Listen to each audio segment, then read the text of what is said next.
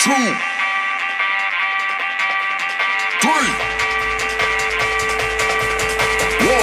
2, 3. Let's go.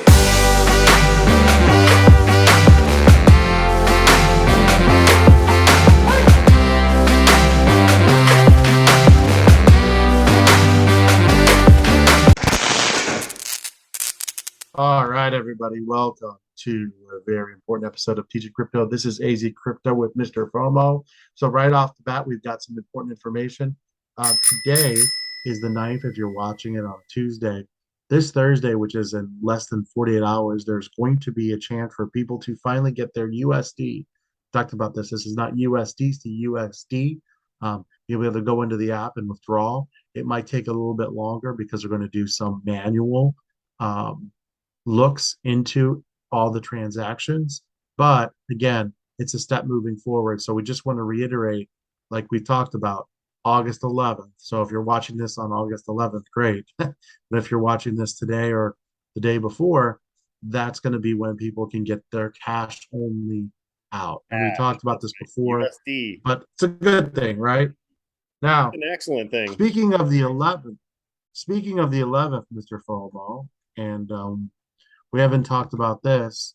If you are able to, you can attend a town hall for unsecured creditors, which includes us and a lot of you that are watching. It's going to be 5 o'clock, and we will put the link below the show.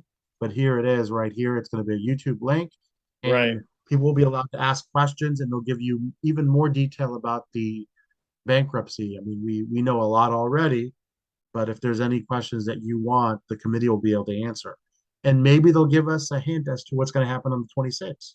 And remember, that's New York time. So if you're in a different time zone, make sure you adjust your time accordingly. Yep, you can see right here, Eastern time. We will put this link below this show. You guys can just click on it, and we'll attend that Thursday, and then we'll have a reaction show sometime Thursday evening for sure. And Now, pay attention to that email address. If you want to submit a question in advance, go ahead and fire away. yeah, so a lot of ways to get involved, and should be. It's a good thing for the community to have as much information as possible. Now, in terms of recovery, a lot of people are taking upon themselves to recover before they get their funds back on Voyager, and some people are not on Voyager. And we gave you 2 hot coins last episode. If you haven't done it, please check it out. By the way, obviously, please hit like and please hit that subscribe button. We really would love you to subscribe and share. So again, subscribe and like would help us out. One crypto that me and you are both high on is Avalanche. Now, recently, Avalanche went up 15% due to NFT volume. And you know, this show's been high on Avalanche. And this is a well-run operation here by 2 Ivy Leaguers. And the project is very, very strong, US based. They're very transparent. And I'm going to jump to what I love to show here in terms of the chart. This is all time. Even though they've jumped up 15% recently, look where you're buying. Look up here. This is an all-time high, 123.83. Look down here. We are still, hovering around the 27 area, a little below. And the volume's pretty good.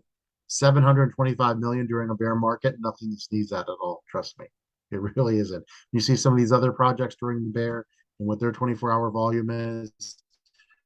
Now, market cap also is below 8 billion. So we've got some good things here. Really, we got good volume, we got a low market cap, we have a ton of potential. They've got a lot of compatibility with other projects, and they just developed a great reputation. Sadly, Voyager was eventually going to run their NFTs on Avalanche before the collapse, but who knows? Whoever is the new ownership may include Avalanche again because they have a lot of things going for them, really.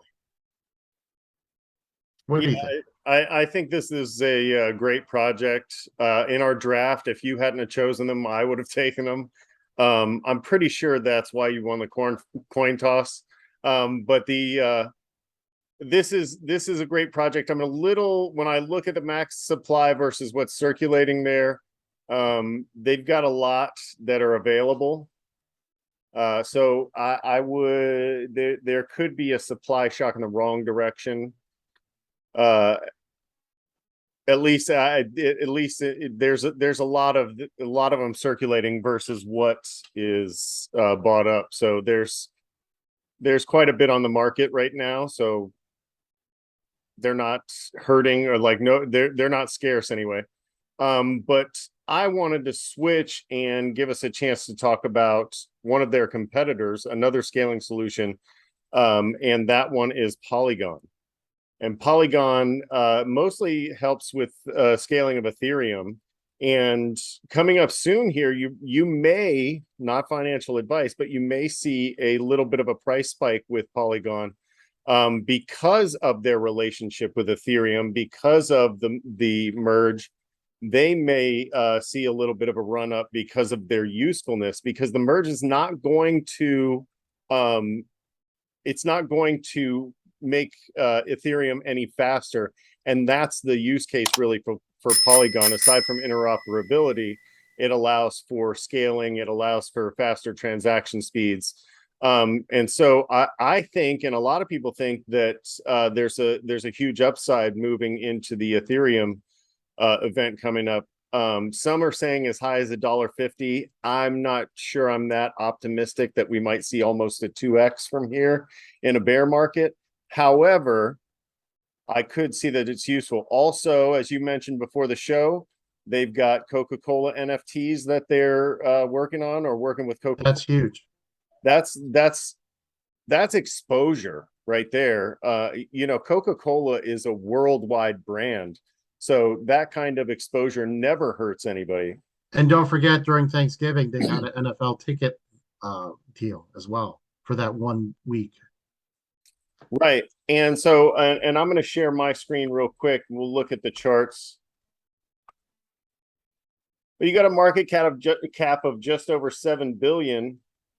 If you look, they've got 8 billion in circulation with a max supply of 10 billion. So you're looking all right there. And let's go to all time. I know you like that chart. Yeah, because it makes me feel good about buying now versus Right. We're still buying at a good time. And so if you're catching all-time highs, you're at 287. And today we're sitting, and I forgot the price already, sitting somewhere around 89 at this point. That's a great entry. And so you've got quite a bit of a climb to go. There's a lot going for this one. It's one that we like a lot, and it's one that you're going to hear us talking about a lot more moving forward. Yeah, so those two. So remember, we talked about Optimism's connection with Ethereum, and MATIC is definitely something that you want to consider having in your portfolio during the bear market heading into the next bull run. 100%.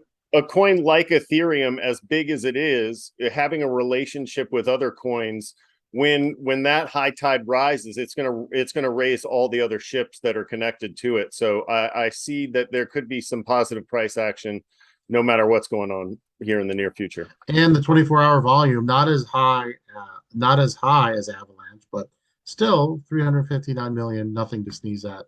Like we said, during a bear market, not bad. So we want to remind you guys of a couple of key things if you're following the Voyager situation. Thursday, there you can see the link right below our program right here. There will be a town hall on YouTube. Click there to join. You can ask your questions. We will react to that on Thursday. And then remember, the 26th will be here before you know it. In a few weeks, the bidding process in terms of bids will be due. Final bids will be due. And we will see within a week if we have a seller. So a lot is coming. A lot is coming here, and hopefully good. Remember to hit that subscribe. Remember to hit that like. And remember to share the show with as many people as you can. For MrFOMO, this is AZcrypto. Have a great day, everybody. See ya.